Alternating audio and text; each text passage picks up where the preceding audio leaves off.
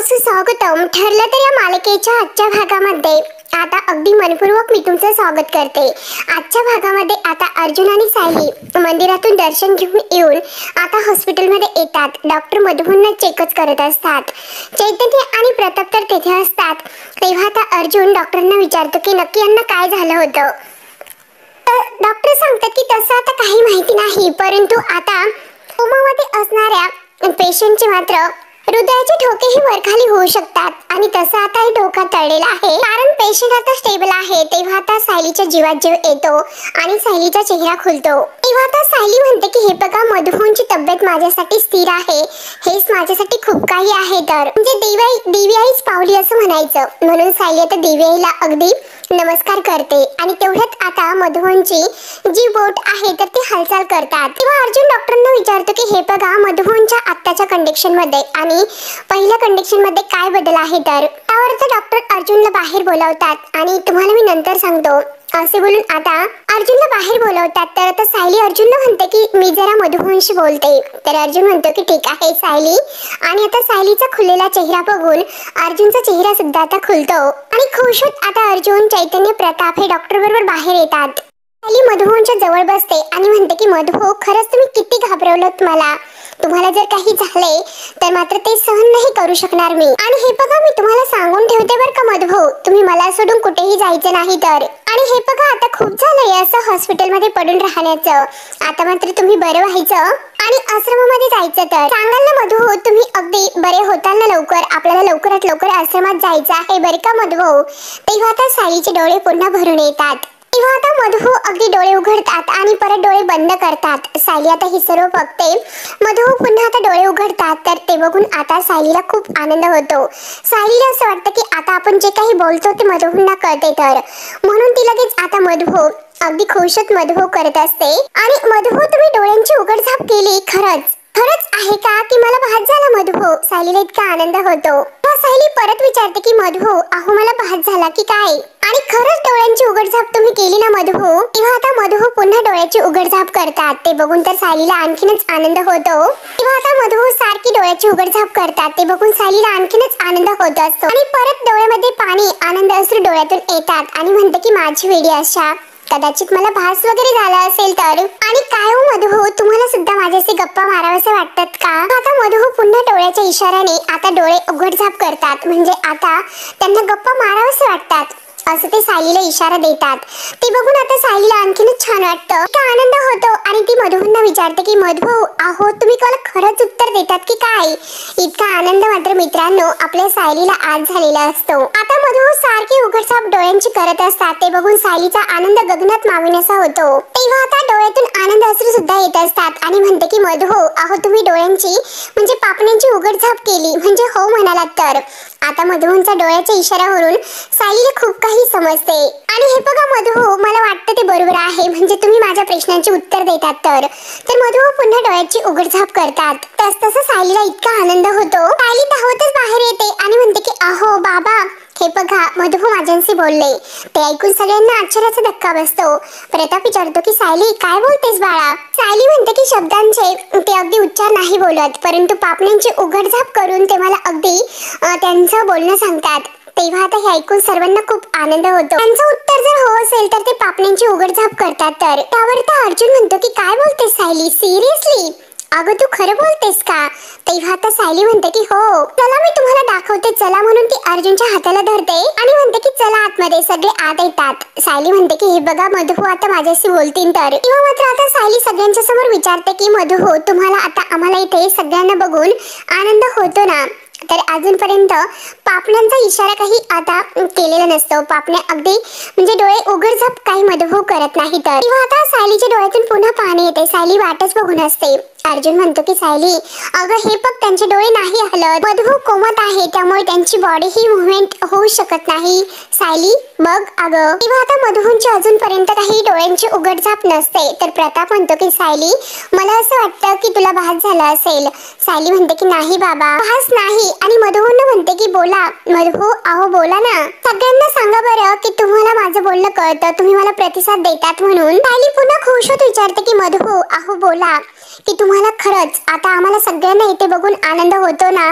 होतो ना आणि तेवढ्यात आता काही होत नसतं, परंतु आता लगेच मधू आपले डोळे बंद करतात, उघडझाप करतात. ते बघून आता सायलीला इतका आनंद होतो आणि सगळ्यांना तर आश्चर्याचा धक्काच बसतो की खरंच सायली जे बोलते ते खरं आहे तर असे आता सर्वांच्या लक्षात येते. तेव्हा आता चैतन्य म्हणतो की आई शपथ वहिनी, अगं हा खूप मोठा चमत्कार आहे. तर सर्वांना इतका आनंद होतो आणि थांबा मी लगेच डॉक्टरांना घेऊन येतो म्हणून चैतन्य डॉक्टरांना बोलायला धावतच जातो. त्यावर प्रताप खुशत म्हणतो की अर्जुन, अरे माझा विश्वासच नाही बसत की मधुहूंनी सायलीला उत्तर दिलं म्हणून. सायली खुशत विचारते की मधु, तुम्हाला आश्रमात यायचं ना? आश्रमाची तुम्हाला आठवण येते ना? तेव्हा मधु पुन्हा डोळ्याची उघडझाप करतात. अर्जुनला आणि सायलीला प्रतापला इतका आनंद होतो की काय सांगू मित्रांनो. त्यांचे चेहरे अगदी इतके खुललेले असतात की आनंदाने उड्या मारू की काय अशी आज त्यांची अवस्था होते. टीव्हीआयचा आता एक खूप मोठा चमत्कार घडलेला असतो. तेव्हा आता सायली आणि अर्जुन थोडेसे बाजूला बोलायला येतात. अर्जुन म्हणतो की हे बघा डॉक्टर असं म्हणत होते की त्यांचे व्हायटल्स इम्प्रूव्ह होण्यासाठी काय ट्रिगर झालं माहिती नाही. सायली अगोदर म्हणते की खरंच मला इतकी भीती वाटली होती. अर्जुन पुन्हा सायलीला विचारतो की मला एक गोष्ट सांग बरं, जेव्हा तू त्यांना भेटायला आतमध्ये गेली होतीस तेव्हा ते बरे होते का? तेव्हा आता सायली म्हणते की होते, बरे होते. तर आता अर्जुन विचारतो की मग तू त्यांच्याशी असं काय बोलली बरं? त्यावर तर सायली ते आठवते. सायली म्हणते की आता म्हणजे DNA टेस्ट प्रमाणे आता सदा लोखंडे आणि मैनावती लोखंडे माझे बाबा आहेत. तर किंतु हे बघा मधु, हो माझं मन ते नाही मानत, माझ्या मनाची खात्री नाही पटत. आणि मी खरंच आता त्यांना मधुहूंना हाच प्रश्न विचारलेला असतो की ते सदा लोखंडे हे माझे आई बाबा असतील का? आता हे जे काही प्रश्न तिने मधुहूंना विचारलेला आहे तर तो तिला आठवतो. मी अगदी आई बाबांबद्दल बोलून माझं मन मधुहूंकडे मोकळं केल्याचं ती अर्जुनला सांगते. त्यांच्याशी हे सगळं बोलले तेव्हा त्यानंतर मात्र मधु खूप रिॲक्ट झाले आणि त्यांची तब्येत अचानक अगदी बिघडली म्हणून. तेव्हा आता अर्जुन विचार करतो आणि सायलीला म्हणतो की तुझे आई बाबा नक्की कोण आहे मधुहूंना माहिती आहे तर, आणि जर हे लोखंडे असतील तर हे मधुहूंना तर माहितीच असेल. त्यावर तर सायली म्हणते की जर ते लोखंडे नसतील तर ते सुद्धा मधुहून सांगू शकतील. तर तेव्हा आता आपण असे काम करू की आता आई बाबांना मधुहूंच्या समोर घेऊन येऊयात. तर अर्जुन म्हणतो की अगदी ग्रेट. आता मात्र शेवटी फायनल निकाल काय आहे तो लागेलच, म्हणून आता सदा लोखंडे आणि मैनावती लोखंडे यांना मधुहूंच्या समोर आता उभं करण्याचं आता सायली आणि अर्जुन ठरवतात. त्यानंतर आता हे सर्वजण घरी येतात. तर आता कल्पना पूर्णाही हे वाटच बघून असतात. कल्पना आता विचारते की मधु कसे आहेत? तर त्यावर आता अर्जुन म्हणतो आता ते बरे आहेत. तर सायली म्हणते की हे बघा, अहो मधुहूंनी तर पूर्णपणे मला घाबरूनच टाकले होते, परंतु डॉक्टर सांगतात की आता मात्र मधुहूंची प्रकृती अगदी स्थिर आहे. ऐकून आता पूर्णाई कल्पना यांचा जीवात जीव येतो. अस्मिता तर लगेच देवाला हात जोडते आणि पूर्णाई सुद्धा देवाला हात जोडते देव पावला. तर मगाशी जेव्हा अर्जुनने फोन घेतला होता आणि तेव्हा मात्र त्याचं ते बोलणं ऐकून फार अशी काळजी वाटली होती. त्यावर तर कल्पना म्हणते की अगं पण तुम्ही घरी कशाला आलात? मी तुमचा डब्बा हॉस्पिटलमध्ये पाठवून दिला असता. तर प्रताप म्हणतो की अगं कल्पना, त्या दोघांना फ्रेश होण्याची गरज होती म्हणून ते दोघे घरी आलेत. आणि हे बघ मधु आता बरे आहेत आणि सगळ्यात महत्वाचं म्हणजे त्यांची प्रकृती बरी आहे, जीवावरचा धोका आता टळलेला आहे. तर तेव्हा आता सायली म्हणते की हे बघा परत तर आम्ही हॉस्पिटलला जाणार आहोत. मला असं वाटतं की आई बाबांना घेऊनच आता मधुहूंना भेटायला जावं. त्यावर आता हे ऐकून कल्पना विचारते की अगं पण आता कशाला? तर आता पूर्णाई म्हणतात की हे बघ कल्पना, अगं असून दे, मधुहूंना सुद्धा कळायला हवे की सायलीचे आई बाबा कोण आहेत ते. असे बोलून आता सायली म्हणते की आलेच मी तर आज जाते. तेव्हा आता आतमध्ये तर मैनावती सदाशिववर रागवत असते. इतक्या म्हणजे विश्वासाने मी त्या सुभेदारांचा विश्वास कमवला होता. तुमच्या मात्र एका चुकीने आता आपल्याला घर गाठावं लागेल. तेव्हा आता हा सदा म्हणतो की नाही महिने, अगं आता असं करून नाही चालणार. काही झाले तरी आता इथून निघण्याच्या अगोदर आपल्याला खिसे भरून जावे लागेल. तेव्हा आता मैना म्हणते की असं काही होणार नाही, ते लोक आपल्याला अगदी लात मारून हाकलून देतील आणि ह्या सदा महिन्याचा गाठोडा आहे ना तर ते रिकामे जाणार आहे, रिकामे हाताने. तेव्हा आता सदा म्हणतो की नाही, असं करून नाही चालणार, आपल्याला अगदी त्यांना लात मारण्याच्या अगोदर डल्ला मारावा लागेल आणि इथून पळ काढावा लागेल. जाताना मात्र इथून ताट मानेने जायचं. तेव्हा मात्र आता लगेच मैना हे ऐकून खुश होते आणि म्हणते की अहो चांगली आयडिया आहे. तर तेव्हा आता सदा म्हणतो की अगं मग नवरा कुणाचा आहे? तर आणि हे बघा आता मात्र आपण असा मोठा डल्ला मारू असे म्हणत असताना सायली दरवाजा उघडते आणि मात्र आत येते. आता सायलीला बघून मात्र हे दोघे खूपच घाबरतात। तेव्हा आता मैनावती आता पाहतच असते तर सदा म्हणतो की हो सायली बेटा अगं ये ना। तेव्हा आता सायली म्हणते की हे बघा मी तुम्हाला हेच सांगायला आले की मधुहूंची तब्येत जरा बिघडली होती। प्रिया आता यांचं बोलणं चोरून ऐकण्याचा प्रयत्न करते की नक्की काय बोलतात। तर सायली सांगते की आता मधुहू बरे आहेत। बरे म्हणजे तसेच आहे परंतु डॉक्टर आता असं म्हणाले की त्यांच्या जीवाला धोका नाही। तर तेव्हा आता सदा म्हणतो की हो का बरंच झालं। तर मैनावती मनात म्हणते की बरं झालं की सायलीने आमचं बोलणं मात्र ऐकलेलं दिसत नाही। त्यानंतर आता सायली म्हणते की मला असं वाटतं की तुम्ही त्यांना बघण्यासाठी हॉस्पिटलला यावं म्हणून। आता असं म्हटल्यानंतर आता मैनावती आणि सदा यांचे चेहरे मात्र अगदी बघण्यासारखे होतात। परंतु प्रियाला मात्र आता ही सर्व ऐकून टेन्शन येते। प्रिया आता विचार करते की सायली या दोघांना मधुहूंना भेटायला का नेत असेल। म्हणजे आता अगदी मला असं वाटतं की सायलीची खात्री पटली हे दोघे सायलीचे खरे आई बाबा आहेत म्हणून प्रिया आता खूपच खुश होते। म्हणजे आता नशिबाचे फासेही माझ्या बाजूने पडायला लागले। तर सदा सायलीला विचारतो की मधुहूंना भेटण्यासाठी हॉस्पिटलमध्ये जायचं का। सायली म्हणते की हो हो। मैनावती म्हणते की हो येतो कारण ज्यांनी आमच्या मुलीला वाढवलं आमच्या पोरीला अगदी पोटच्या पोरीला जीव लावलं अगदी स्वतःच्या मुलीसारखं जपलं त्यांना भेटायला येण्यासाठी आम्हाला काय प्रॉब्लेम आहे बरं। तर सायली म्हणते की चला तर लगेच निघूया। तर मैनावती म्हणते की काय सायली आता। तर सायली म्हणते की हो आताच।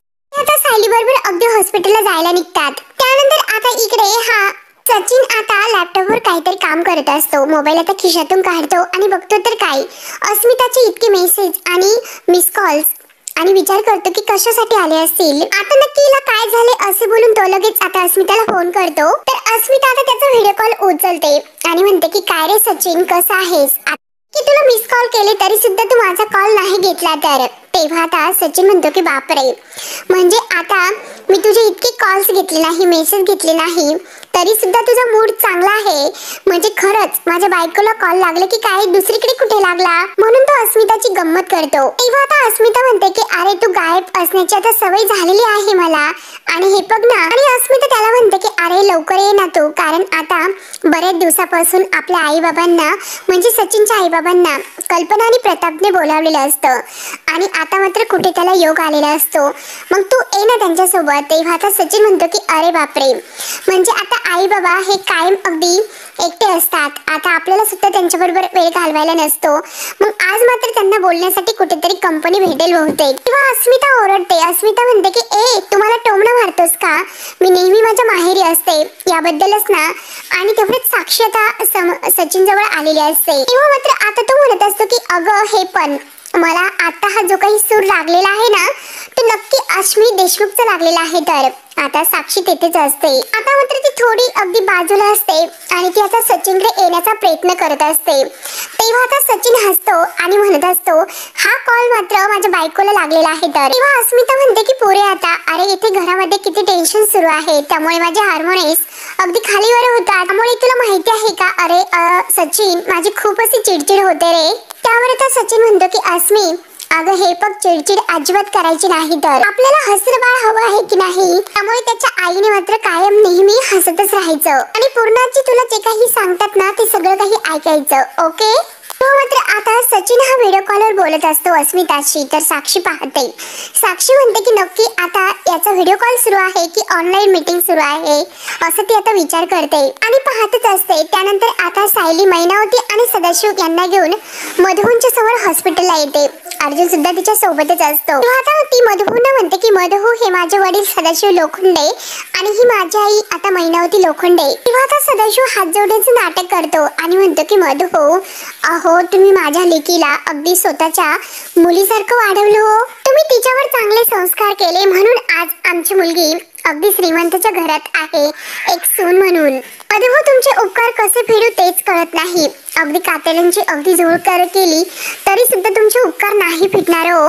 त्यावर तर मैनावती हे ऐकून म्हणते की अहो तुम्ही काय बोलतात ते कोमात आहे त्यांना कसं कळणार की तुम्ही नक्की काय बोलतात ते। तेव्हा सदाशिव म्हणतो की अगं पण आपली सायली त्यांची किती काळजी घेते आणि परत आता दोघे खूप नाटक करायला तर अगदी एक नंबर असतात। सदा म्हणतो की मैने अगं तू काय मधुभाऊंसाठी फळं वगैरे आणले की नाही? काय ग तू पण? तेव्हा तर मैनावती डोक्याला हात लावते आणि म्हणते की अरे कर्मा, विसरलेस मी आणि सायले हे बघ, अगं पुढच्या वेळेस येताना मात्र मी नक्की त्यांच्यासाठी फळं घेऊन येईल. तेव्हा आता सायली आणि अर्जुनला हे दोघांचा रागच येत असतो, पण तरी सुद्धा आता शांत राहून सायली मधुभाऊंना विचारते की मधुभाऊ, अहो तुम्हाला माझ्या आई बाबांना भेटून आनंद झाला ना? तेव्हा आता मधुभाऊ काही रिॲक्ट होत नाही, त्यांच्या डोळ्यांची आता उघडझाप होत नाही. तेव्हा आता सायली अर्जुनकडे पाहते, म्हणजे आता नक्की मधुभाऊंना हे सांगायचं आहे की सदा आणि मैना माझे आई बाबा नाहीत म्हणून, कारण मधुभाऊंना तर माहिती आहे की माझे आई बाबा कोण आहेत ते.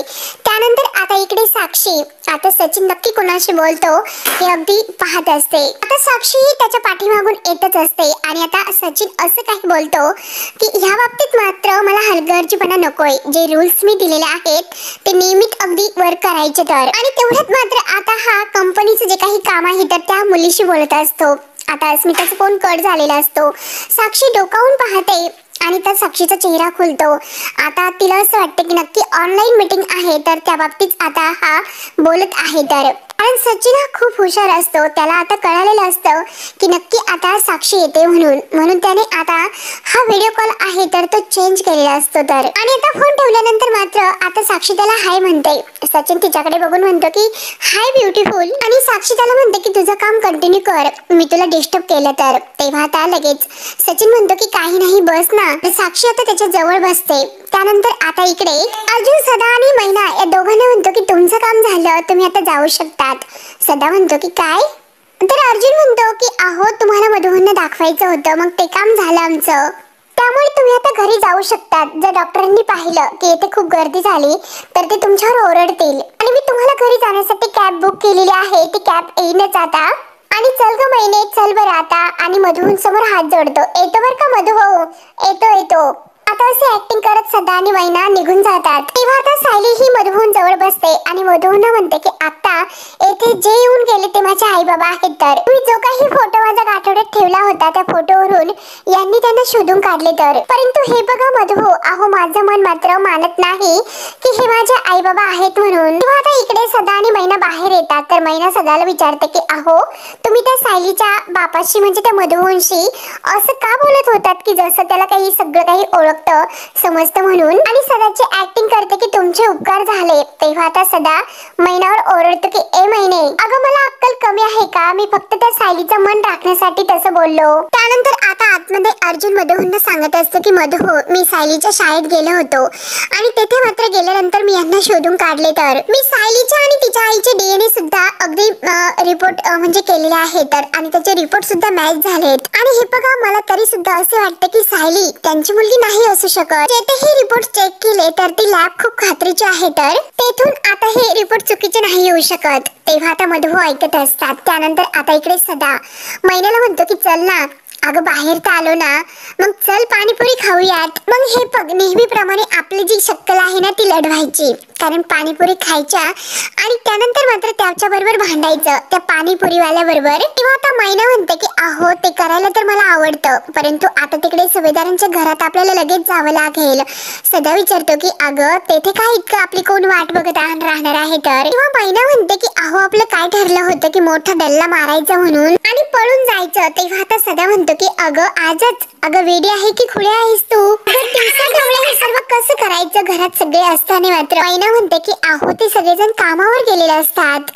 आणि हे बघा अहो आपण सगळेजण जेव्हा निघलो ना तेव्हा घरातून सगळेजण एक एक करून बाहेर जात होते आणि ती तन्वी सुद्धा बाहेरच गेली होती आणि पूर्णाची सोडून मात्र घरामध्ये कोणीच नव्हतं. तर सदा म्हणतो की हो नव्हते तर. सदा विचारतो की पण त्या पूर्णाचीच काय करायचं? तर आता ही मैना म्हणते की तिला आडवं करण्यासाठी आपल्याला किती सहसा वेळ लागणार आहे तर. सगळा पैसा अडका आहे ना तो तिच्याच ताब्यामध्ये असणार आहे. तर हे ऐकून आता सदा खुश होतो आणि म्हणतो की मैने अगदी बरोबर बोललीस तू, खूपच हुशार आहे ग मैने. आणि अशी तिजोरी उघडायची पण त्या तिजोरी पर्यंत पोहोचायचं कसं? तर मैने डोक्याला हात लावते आणि नक्की काय प्लॅन आहे त्याबद्दल ती आता सदाला समजावते. त्यानंतर आता इकडे सायली मधुभाऊंना म्हणत असते की हे बघा माझा त्या दोघांवर विश्वास नाही, ते माझे आई बाबा आहेत म्हणून. अहो ते लोक चोऱ्या करतात, वाटेल ते मार्गाने पैसे लुबाडतात. मधुभाऊ अहो त्या माणसांशी माझी नाळच जुळत नाही तर ते कसे माझे आई बाबा असू शकतात बरं? आणि हे बघा मधुभाऊ माझ्या डोक्यामध्ये आता विचारांचा गुंता झालेला आहे आणि तो गुंता